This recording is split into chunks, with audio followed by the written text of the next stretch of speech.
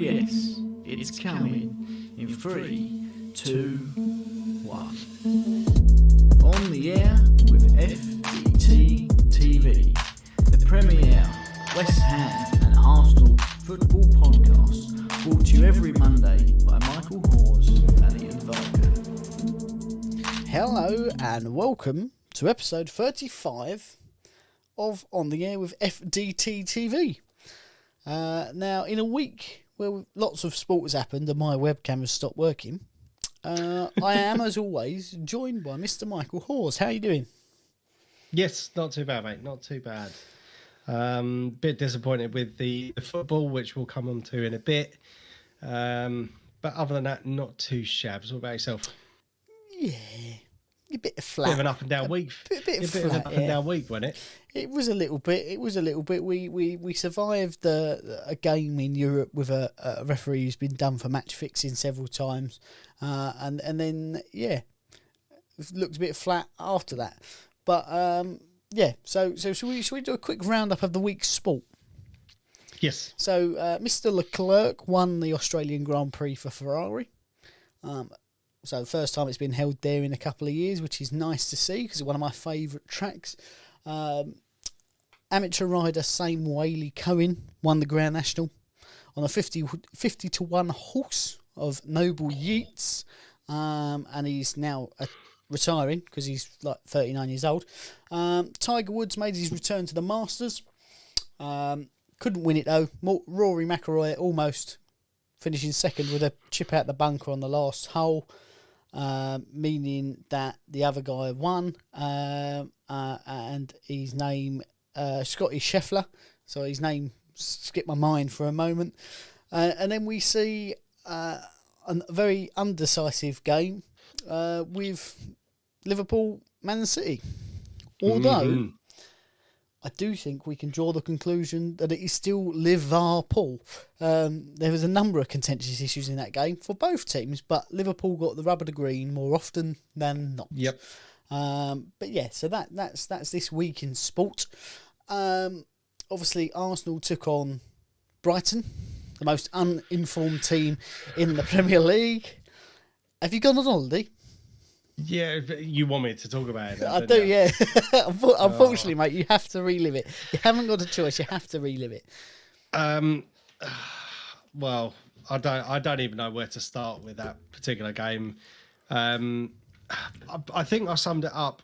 I know Brighton had been on a bit of a poor run, as you mentioned last week, but as I said in my prediction, they are no mugs. And I think with the fact that we are a bit weak in the squad at the moment and several changes, so we see Granit Xhaka in at left back, Sambi Lokonga into midfield, we just look like a broken shell of a team. I honestly, the first half of that game, I couldn't work out which was worse, the game against Crystal Palace or that game against Brighton. We were just absolutely shambolic. I think going 1-0 down as early on as we did, and then to have the goal chalked off for offside is something I do want to come back on. Granted, when he scored, I was like, oh, that's possibly an offside. But the fact that it took them 4.5 or 5 minutes to work out whether it was offside or not, and the fact they had to basically make up the lines, I think it's a bit of a disgrace. And we've spoken about this before, about wanting to get the right outcome for the game. But when you're having to guess, I think it just throws the whole process into question. Well, I think those words clear and obvious come to mind. Exactly. And the fact that it took them 4.5 minutes to work out whether it was clear. And even in the end, they were just like, yeah, the lines kind of look like they should go there. So, but it was shambolic. But that aside, we were absolutely abysmal, and it took us 90 minutes to get into a game. A game that we should have, I think, won quite comfortably. And had we had the squad from a couple of weeks ago, I think we could have. Obviously, shoulda, woulda, coulda. Can't do anything about it now. Well played to Brighton. But we have seen a Southampton on a bit of a tonkin, and we are due to play them next. And I am actually dreading going into this game. But again, we'll come on to those predictions shortly. But yeah, absolutely shambolic. So annoyed with the performance. Let's hope that Southampton team turn up that everyone beats 10-0, because that's what you need at the minute. Well, I don't think it will be, though. I honestly see us on a hiding to nothing on this one. I've got to be completely honest. Well, the only thing that is a bonus is obviously, I say it's a bonus, Tottenham are in pole position for fourth now. That they've put themselves there, and you have to say they've been pretty good over the last couple of weeks. But there is a but. They are the serial bottlers, so given that fourth place is now theirs to lose, I don't think they're going to make fourth. I think they will muck it up somewhere along the line. Dare I say it, but we have got to play them. Well, exactly. Next month, so I think that will be an interesting game, won't it? No. In all honesty, I mean, based on the last two performances, I mean, the game against Liverpool, I think you could kind of be forgiven for the respectable performance we put in the first half, and Liverpool showing their quality as they have often done in the last few years, capitalised on our mistakes. Crystal Palace, again, one of the informed teams. I thought we'd make more of a performance of it, but we were just a shambles, and that there was no excuse for that. I mean, Graham Potter certainly had them drilled. We just couldn't break down the lines, but I think that was the problem. When you see Granit Xhaka, how well he's played at midfield, shifting him to left back when we do have a left back in the wings. Granted, the last few times he's played, he's not been fantastic, but I think if you're going to put someone in a position or someone out of position, why not put someone in a position that could potentially keep up with the run of play? Because let's be honest, Granit Xhaka was at fault for the first goal. Yep. Because he started drifting into midfield, got caught out of position, and consequently we conceded a goal from it. So I personally think give Nuno Tavares a chance. Stick Granit Xhaka in midfield where he belongs. Yep. And you've possibly scrubbed at least one goal out of that. But mine is not the reason why. Just... yeah, deflated. You could say that West Ham had a very similar thing though. That the manager got it wrong on this occasion, and as well as he's done, so we're still sitting sixth. Obviously, you got 2 games in hand with us, but nothing's really changed on the weekend's results, especially Manchester United losing to Everton as well. But say no one really likes Nikola Vlasic. He's not shown his true form. No one really likes Yarmolenko, but he's been playing well since the Ukraine's been at war. Alex Crow has had a lot of hype and not a lot of game time and whatnot. Mark Noble is really old, but all of those players should have played at the weekend. We've had, since Brentford played their last game, we played Everton, we played Lyon, and then obviously we played Brentford. So 3 games, one of the biggest games in West Ham's recent history. Not only mentally, but physically, there's got to be a lot of fatigue there. And that showed in the team being completely flat. So obviously we did lose. Hopefully we get back to some form of winning way against Lyon and have a ref that isn't going to blow up every foul and send off players for things that Trent Alexander-Arnold done twice and didn't get sent off for. Didn't even get a booking for him. Nope. But, you're just like, when I see who the ref was, and I was like, why do I recognise that name? And it was the same ref. I don't know if you remember a few months ago, Jude Bellingham said, well, if you give that ref the biggest game in Germany, no wonder you're going to have contentious decisions. He's been done 3 times for match fixing.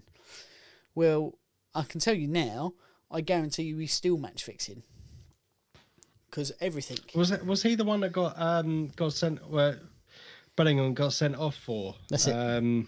Yeah. What, mate? That was disgusting. Anyway. But yeah, it was that ref. So, I mean, we're going to Lyon on a 1-1. It's all to play for. We could win. We should win. But we'll wait and see. It was unfortunately a Tottenham player who pegged us back into our own Yeah. box. I mean, there was moments of play that we were in control, moments of play they were in control.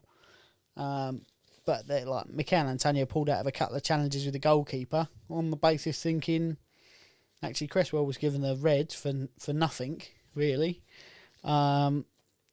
He should. I believe he should have been booked because it was a foul, but he wasn't the last man. Kurt Zuma and Craig Dawson were both there. And the ball was going away from goal, and he wasn't in control of it. But yeah. So yeah. Other than that, I mean, it's all to play for. But yeah, I don't know who we play next.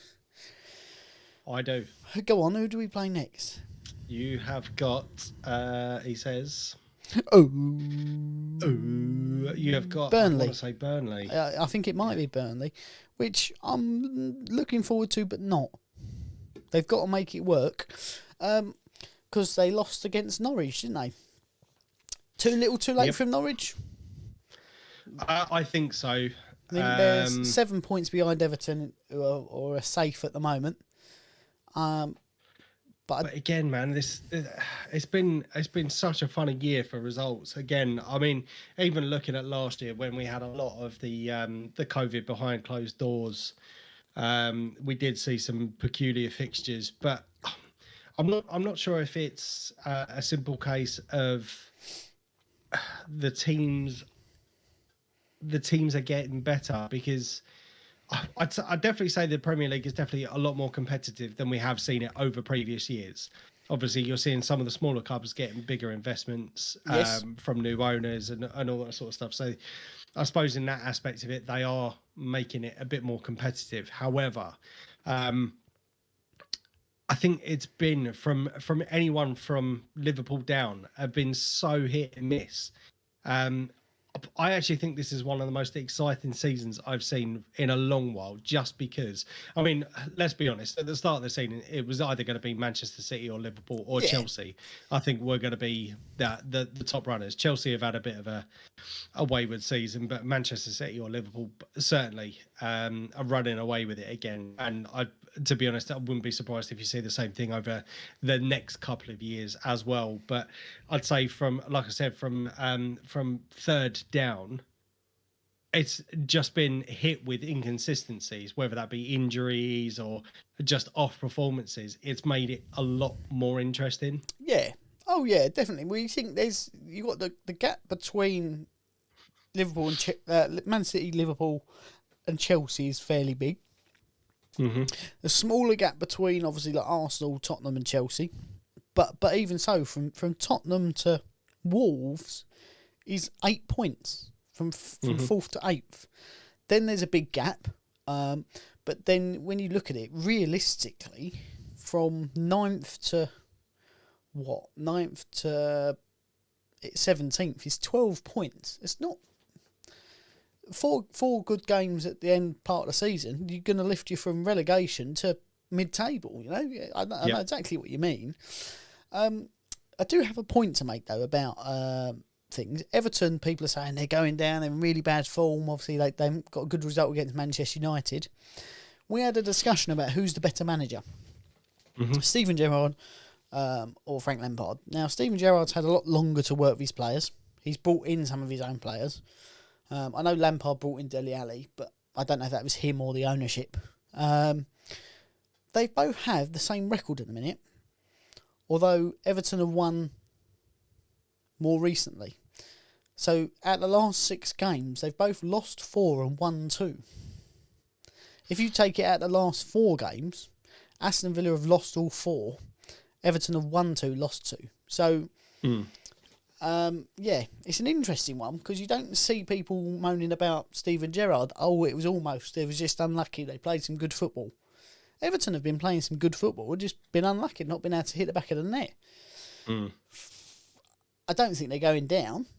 I think they do have too much quality in that squad. I would like them to go down because I think you get to cut the players on the cheap, wouldn't you? Yeah. But yeah, so I do have one more question for you.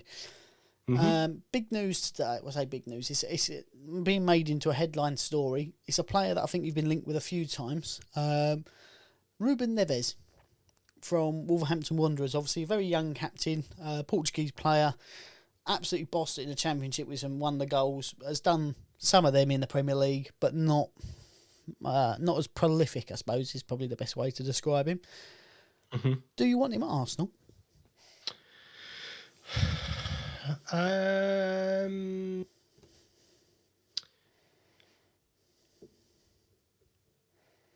Mate, after the last couple of performances, I'll take me. Well, I think it's a logical replacement for Xhaka, if I'm honest. Yeah, that's what I was just about to say. Obviously, Sambi Lukonga has had flashes of brilliance, but also flashes of, oh my God, you should never kick a football again. Yep. And I'd even say the same with Thomas Partey. He's probably the most consistent midfielder you've got. Yep. But he's either phenomenal or not worth playing. Yeah, I mean, up until his injury that he picked up against Crystal Palace. In fact, I'd say up until that game, he's definitely come on in leaps and bounds over the last few months, and dare I say, has probably been one of our more consistent performers. That game against Crystal Palace, when he requested to come off, I thought that was one of those ones where you've had an absolute nightmare and you feign injury to come out, just to get away from it all. But obviously, he's come out that he's aggravated an injury he's had previously, so you kind of have to take that one on the chin. But if you look at his Arsenal career already, he has had quite a few injuries in the space of 2 years. Granit Xhaka, I'd say this season has been one of his better seasons, certainly in recent years. But he's still a liability, obviously, as I mentioned, because of the first goal that we conceded. But again, playing out of position. But I would expect any player that's been put on the pitch to play in a position, then you stick to that position. So I suppose from that aspect, yes, you could say he's a liability, but not only with the possession side of things, but his footballing brain. Certainly this season we have seen flashes of a more creative, more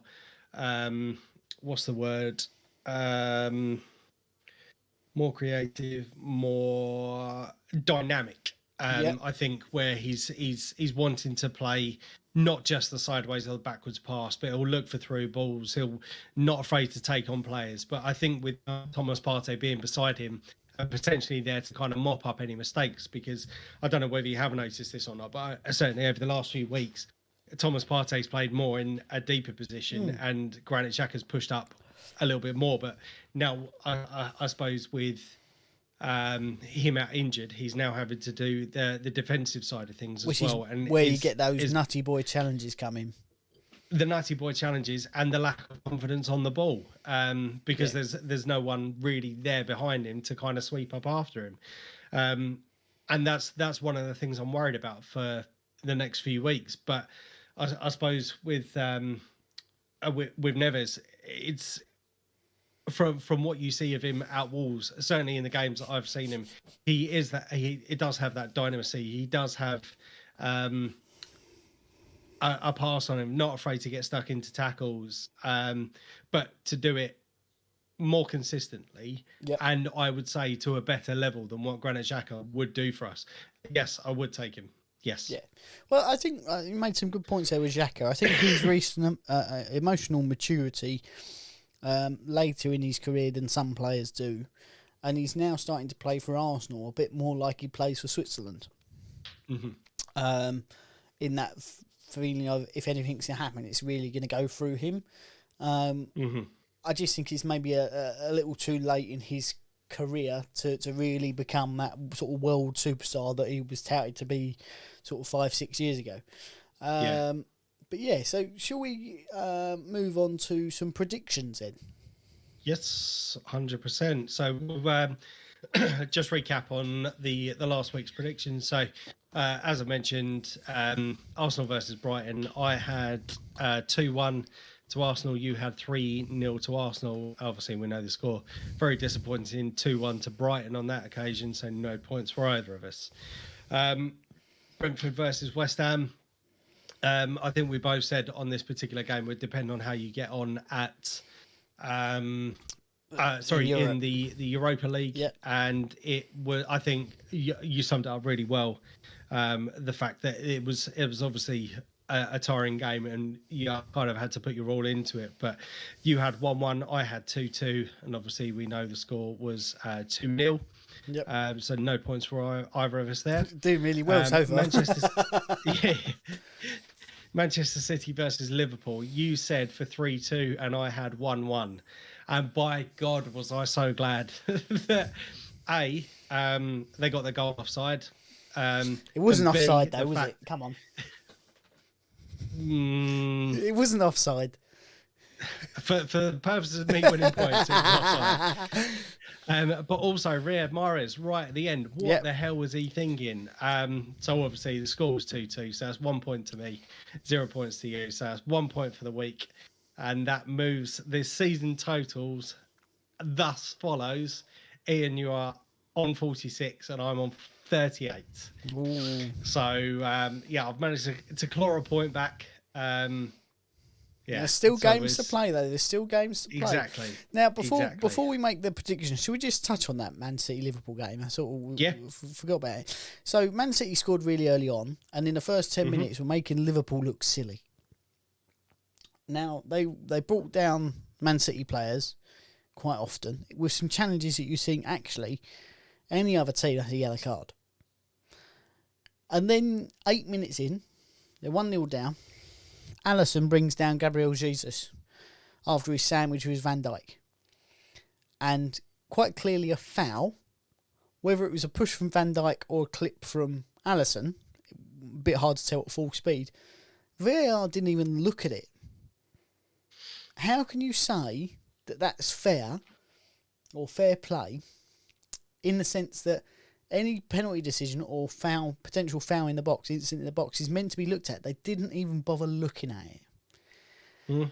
And for me at that point, I was like, I don't want to watch this. And then obviously they were 1-0 up. Liverpool equalised with Jota, which was a good team goal. Man City went ahead, then Liverpool equalised again. But it would have been a different game if they had lost Van Dijk. Man City would have run riot. If they'd lost Alisson, Man City would have run riot.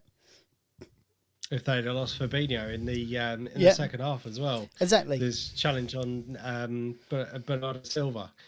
Any other team, if that was Xhaka, that was a red card. Well, 100%. This is the thing. Trent Alexander-Arnold brought down Raheem Sterling twice. In the same manner that Aaron Cresswell did to Dembele. One of them was actually worse, yet he didn't get blown a foul on one of them, and the other one was a free kick. Didn't receive a card. Aaron Cresswell's was a straight red. Yep. Obviously, the other thing that I was going to mention about Aaron Cresswell was Jared Bowen was actually fouled in the same phase of play for Leon to win back the ball and boot it up the field. VAR didn't look at that either. But it's just... It's inconsistent. We know that. It sort of was an indecisive game. I think it was entertaining, especially being the early goal. Meant Liverpool had to go on the attack, which opened up the game a lot more.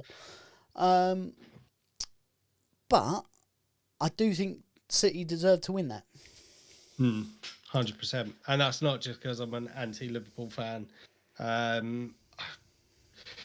like to see a good game, but ideally I want to see Liverpool lose. No,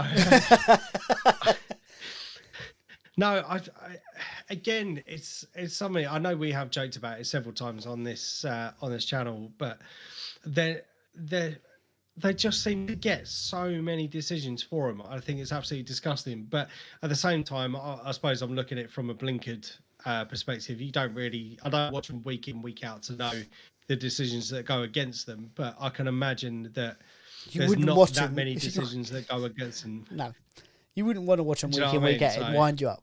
No, yeah, absolutely. So but luckily for us, they're playing again this weekend, which we'll come on to in just a second. So we'll just talk about the games quickly. Yeah. And actually, I wanted to run this past you. Obviously, we won we run the weekly predictions thing. Now I know it's the Premier League mainly that we focus on. Yes. But we do also look at the big games. Now West Ham playing in, as you said, arguably one of the biggest fixtures that they have done in recent history. Yep. Do we want to include the West Ham Lyon game this week, or do you want to just leave it out? You definitely after some more points, aren't you? Let's include it. Let's include it. Why not? Okay. Why not? Because the only reason I say that is, as I just mentioned, we do also have another big fixture this weekend, as I just mentioned, with Manchester City and Liverpool again, but in the FA Cup. I thought you were going to say Shrewsbury, Oxford. So I think because it's the Titans again. I think this is the semi-final or one of the semi-finals. So the other one's Crystal Palace, Chelsea. So, do we want to include Crystal Palace, Chelsea? Yeah, let's go big this week. Yeah, right. Okay. I've got no pop-up things for it because that's what I haven't got a webcam, so don't expect anything else from me. What do you want?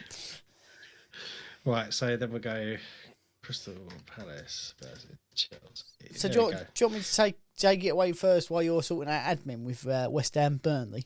Oh, no, it wouldn't. It'd be West Ham Lyon, wouldn't it? It would, yes. So, West Ham Lyon, we're in Lyon. This is the deciding factor on actually, I think, the Burnley game as well.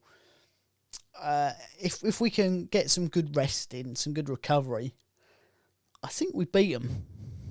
Because it's very much like Goodison Park, that Lyon stadium, from what I've been reading. If they're playing badly in the first 15 minutes, the crowd starts to turn. And that can work against a team. Obviously, we've seen it at West Ham, we see it at Everton, we see it all over the place. So I'm going to go with us being competitive in the first 15 minutes, the crowd turning and us nicking. 1-0. 1-0 West Ham. I was going to go 2-1, but no, 1-0 West Ham. Clean sheet. Good. I'm glad you've gone for 1-0 because I've gone 2-1. I think we did see glimpses, as you mentioned earlier. Both teams can put up a performance. And to be honest, I think you guys did really well on your attacking phase of play and also your defending as well. And I think potentially, in fact, it could have gone either way in the first leg. However, I see West Ham being on cloud 9 after this particular game. I'm going to go the fact you'll go 1-0 down, and I'm going to go, but you'll win 2-1. Fair enough. I'll take that. My heart might not, but I will. Then are the Man City and Chelsea games midweek as well? No. So the Man City one, Man City Liverpool's on Saturday, Crystal Palace Chelsea's on the Sunday. Right. But we'll go back to the league first. Yeah. So on Saturday, Southampton host Arsenal. Like I mentioned, Southampton have taken a bit of a battering this weekend. Against Chelsea, we've taken a battering against 3 out of the last 4 games we've lost. Fortunately, I don't see it getting any better. I'm going to go for 2-0 to Southampton on this one. Ooh. Just because on the basis... Well, the fact that we scored at the weekend, it's like I said, it took us 90 minutes to get into the game, but the fact that our goal come from a wild deflection from a Martin Odegaard pot shot, I think it says a lot about us. So, I'm going to go for 2-0 Southampton. Okay, yeah, that's cool. Oh, now, see, I was going to go with the fact of you've got to start playing well again soon. You've got to start playing well again soon. It's got to happen at some point. But I think, if memory serves me correct, and I may be wrong, every time Southampton have lost big, they've won their next game. So, for that reason, I'm going to go 2-1 to Southampton. Oh, you fancy us scoring? Mate. It'll be an oggy. I fancy the only way we'll score. But yeah. So, right, so you've gone for 2-1. I've gone for 2-0 to Southampton. So that leads us on to the Sunday, obviously, because you have got your midweek Europa League game. Yep. West Ham versus Burnley. And we're at home, yes? Yes. So you have to think about travel. I know it's only France, but it's out people's normal routine. It's an extra game. Burnley are now fighting for their lives. They've been horrendous without Ben Mee, but will he be back? I don't know. Will we be flat? I don't know. If we lose against Lyon, we lose against Burnley, is my thinking. Oh, actually, do we? I'm going to go 1-1 for this. I'm going to go. We'll start really well because we will have won, and then fatigue throughout the match. That initial hype will wear off, and then we'll concede something silly towards the end. Okay, you've just stolen my result, but as a can we pretext we don't discuss these beforehand? It's no. Really on the spot. Yeah. So I am going to go for you win at Lyon, you lose against Burnley. Okay. Just because I think it will take too much out of it. Yeah. Too much out of you, and I think that this is going to be one of these last-minute corner, big number 9, oosh, in it goes. You'll be caught flat-footed, and Sean Dyche is gonna get the team up for it, and 1-0 to Burnley on that one. Fair enough. So then we go on to the big game of the weekend again, Manchester City versus Liverpool. If I go first on this one, do you want to go first on Chelsea Palace? Yep. I'm going to go for City, just because I think they've got more squad depth. Okay. And it was a hard and fast game at the weekend that was competitive for 90 minutes. I think there will have to be some rotation from both squads just because the mental fatigue for concentrating for that length of time and playing that fast. I think Liverpool are good, but they don't have the quality in every position that City do. So for that reason, I'm going to go for City. And I'm going to stick with the same scoreline. No, actually, I'm going to knock it down 2-1. Okay. I'm actually going the other way. I'm going to go for a Liverpool win on this one. Boo. And I'm going to make my prediction now. City to win the league, Liverpool to win the FA Cup. So I'm going to go for 2-1 the other way. So 2-1 to Liverpool. Both teams are in the midweek in the Champions League. I would say that possibly City have got the harder fixture. But they are still on for a treble at the minute. Yes. So unfortunately, I'm going to go for Liverpool. It pains me to say, and I'm hoping the fact that the way I predicted the last few weeks has been the opposite, that City end up winning it, and I'll feel even happier. Yeah. I'm going to go for Liverpool to win that one. So it brings us lastly on to what was the score for that one again? Sorry, that you predicted for that? 2-1. 2-1. Yeah. Okay. Got it. Yep.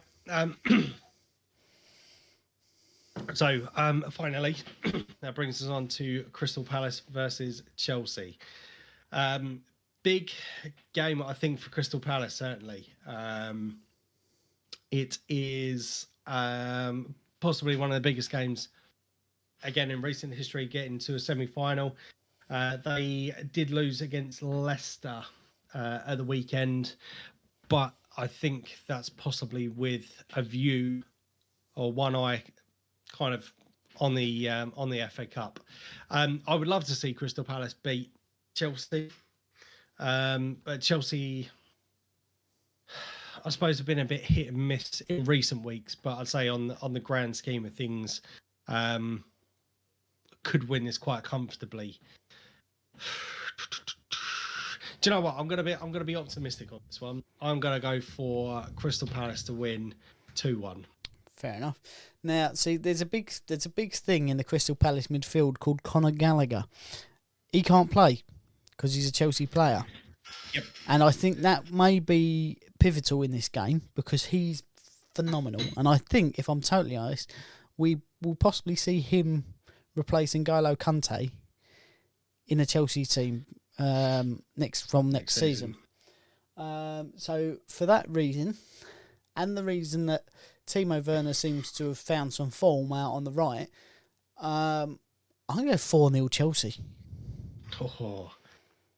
I think the loss against Leicester, I think you might be right, they had one eye on the semi-final, but the loss and then not being able to play Conor Gallagher as well, I think possibly will be too much for him. Chelsea are well drilled at the minute. Where do you stand on that? What's that? On loan players not being able to play against the parent club. I mean, ultimately, they've made the decision to go out and experience. I know I know what you're saying. I know previously there were players used to play against their old clubs. And I think there have been some occasions where if they go out to Europe or a lower league, then they're given dispensation to play against their own club. I think it is a difficult one.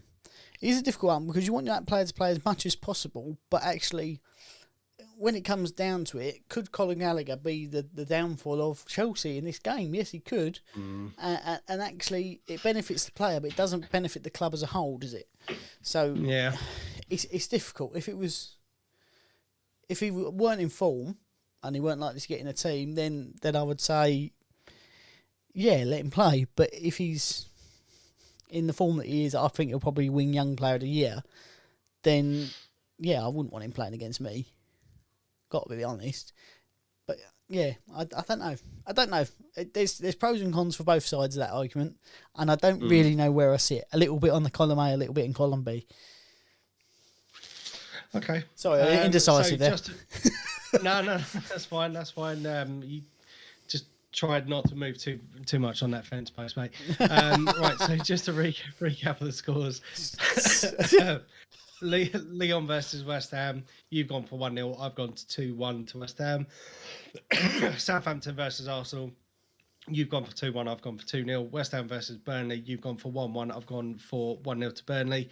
City versus Liverpool. You've gone for 2-1 City. I've gone 2-1 Liverpool. And then finally Crystal Palace. You've gone 4-0 Chelsea. And I've gone 2-1 Crystal Palace. Yes. Good. So potentially some big score changes. Now, what I will ask, obviously, if the West Ham game is a draw after 90 minutes, I think it goes straight. I don't know if there's extra time or if it goes straight to penalties. But are we taking the result still from that game, even if it goes 120 minutes? I think you'd be best to decide on this one, mate. It's your team. Well, it doesn't matter to me. I'm in the lead, mate. That's what I'm saying. Like, right. If it's 0-0, then it will go to extra time, I think. But then if we win 1-0 in 120 minutes, do I still get 3 points, or do I get the 1 point for it being? No, I'd say the full time result, as in, regardless if it goes to 120 minutes, that would be the full time result. And if West Ham win on penalties, we both get a point. Yes. Yeah. Okay. That's cool. I won't remember what I've said. I never do. But so when we relive when we relive these things, I'm like, I can't even remember what I said. What did I say? Well, you could just wait till I walk out to the room and you throw in a snide comment about. No, I'd never do that. I don't know. Let's just say, mate, it's still here, son. It's still here. only for a little while, mate. Only for a little while. You could have it for another 7 weeks. This will be it, mate. This is my comeback week. I'm telling you. I feel it. I was going to make a crude joke then, but I will resist. So, other than that, I don't have anything else to say about football this week, if I'm totally honest with you. No, I suppose there's that little non-story with the whole Ronaldo thing, but to be honest, I think it's been blown out of proportion proportionate anyway. I think enough's been said in the media. We don't really need to cover it. Yeah, I think for those who may not have seen it, Ronaldo slapped a phone. Media reported as a teenager's hand. I think he was about 16. But as I showed Mike beforehand, there is a video uploaded by said teenager where he's swearing in the faces of the Manchester United players, going, fuck you, have that, and he got slapped. So yeah, deserved. I think punishment fits the crime. Don't be a dickhead. Don't get treated like one.